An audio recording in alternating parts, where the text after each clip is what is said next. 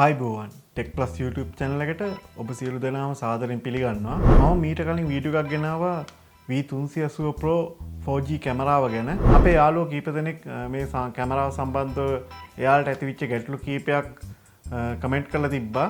මේ කැමරාවේ voice prompt එකේ volume එක අඩු කරගන්නේ කොහොමද කියලා සාරවඩුගේ යාළුවා කමෙන්ට් එකක් දාලා තිබ්බා. අද මම මේ වීඩියෝ එකෙන් කතා කරන්නේ කොහොමද මේ කැමරාවේ voice prompt එක අඩු කරගන්නේ කියන එක. තාමත් ඔයා මගේ YouTube channel එක subscribe කරලා නැත්නම් දැම්ම subscribe කරන්න. අපි යමු වීඩියෝ එකට.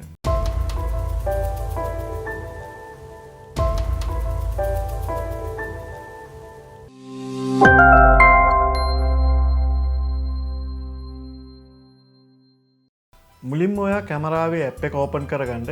ඊට පස්සේ ඔයා කැමරාවේ live view එක මේ app එකට load කරගන්න. ඔයාගේ live view එක load වුණාට පස්සේ ඔයා මෙතන පහළින් තියෙන settings වලට යන්න.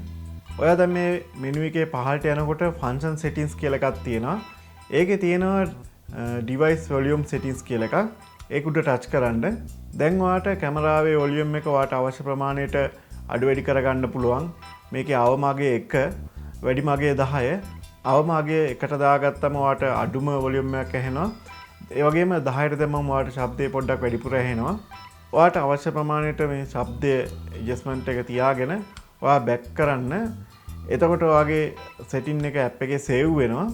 ඊළඟට ඔයා මේ කැමරාවට මේ සෙටින් එක ඇප්ලයි කරගන්න මේ කැමරාව රීබූට් කරන්න. මෙතන මේ පහළම තියෙන ඔප්ෂන් එකකින් රීබූට් කරන්න කැමරාව. ඊට පස්සේ ඔයාට කැමරාවේ සවුන්ඩ්ස් ඔයා තිබ්බ ප්‍රමාණයට වොලියම් එක ඇඩ්ජස්ට් ප්‍රමාණයට අනුව ඔයාගේ කැමරාව ආපහු රීබූට් වෙන්න ගන්නවා. ඊළඟට ඔයාට මේ වොලියම් එක අඩු වෙලා ඔයාට වොයිස් ප්‍රොම්ප්ට් එක අවශ්‍යම නැත්නම් ඔයාට ඒක අයින් ඕෆ් කරලා දාන්න. ඒ කියන්නේ අයින් කළාම තියන්න ඔප්ෂන් එකකුත් මේකේ තියෙනවා. ඔයා මුලින්ම ආපහු කැමරාවේ ලයිව් view එකට ගිහිල්ලා මේකේ settings වලට යන්න. ඊළඟ මේ settings එකේ තියෙනවා advanced settings කියලා ඔප්ෂන් එකක්. ඔයා ඒක උඩ ක්ලික් කරන්න. ඊළඟට ඔයාට තියෙනවා device voice prompt කියලා එකක්.